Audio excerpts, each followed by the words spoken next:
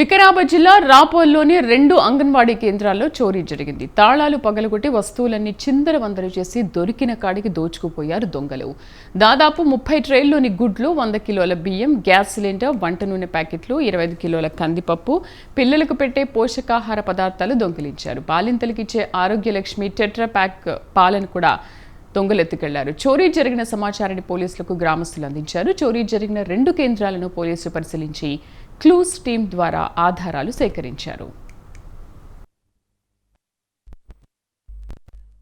Centre నుండి 75 కిలోల బియ్యము, 20 ట్రేల గుడ్లు, ఒక కాటన్ పాలు, ఇంకా మొత్తం ఎక్కడికక్కడ చెల్లాచెదురు చేసి పడేసి, ఒక కాటన్ లో 12 లీటర్లు ఉంటాయి.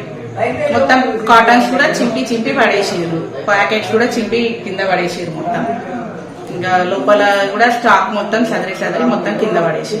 నైట్ మా దగ్గర మా సెంటర్ లో దొంగలు పడి గ్యాస్ సిలిండర్ ఎత్తుకుపోయిండ్రు. 16 కేజీల ఆయిల్, 22 కేజీల పప్పు, అలాగే మురుకులు, ఇవన్నీ దొంగతనం జరిగింది.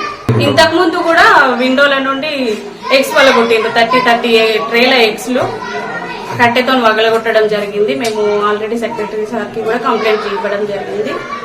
ఇప్పుడేమో నైట్ ఈ విధంగా జరిగింది. రాపోలు గ్రామంలో అంగన్వాడీ కేంద్రం సెంటర్ 1, సెంటర్ 2 లో ఈరోజు దొంగతనం జరగడం జరిగింది.